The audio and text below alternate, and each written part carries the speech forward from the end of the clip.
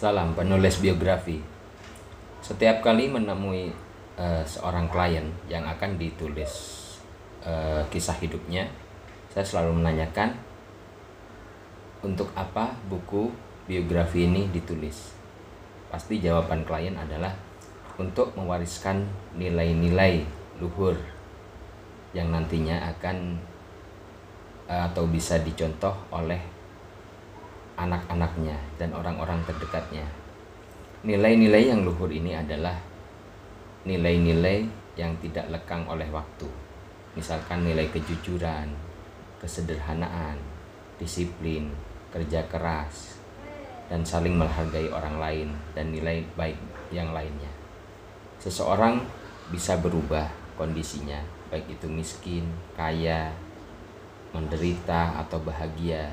Tapi nilai-nilai inilah yang akan selalu dijaga selama dia hidup. Seorang anak yang telah mendapatkan nilai-nilai yang baik dari keluarganya, biasanya dia akan tetap menjaga nilai-nilai itu selama hidupnya. Sebuah buku biografi biasanya menceritakan sebuah kisah yang panjang dari seorang tokoh. Misalkan sejak dia kecil, bagaimana perjuangannya, bagaimana latar belakang keluarganya, bagaimana lingkungan sekitarnya, yang itu mau tidak mau akan berpengaruh dalam hidupnya.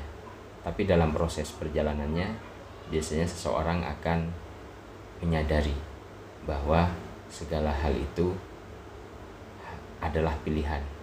Seseorang bisa memilih hal yang baik atau dan buruk, yang ia juga bisa memilih suatu pilihan itu sebagaimana yang diwariskan oleh keluarganya. Karena itulah buku biografi ditulis. Bagaimana seorang tokoh itu menginginkan apa-apa yang telah dilakukannya, apa-apa yang telah diperjuangkannya, dan apa-apa yang telah diraihnya itu terjadi bahkan lebih baik lagi pada generasi penerusnya.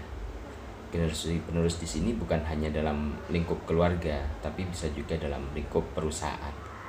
Jadi seseorang yang menginginkan perusahaannya lebih besar, maka ia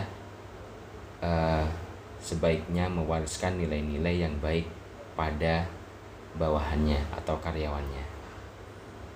Karena itulah buku biografi akan selalu tetap ada, baik untuk pribadi, perusahaan, instansi, dan yang lainnya. Semoga bermanfaat, dan salam penulis biografi.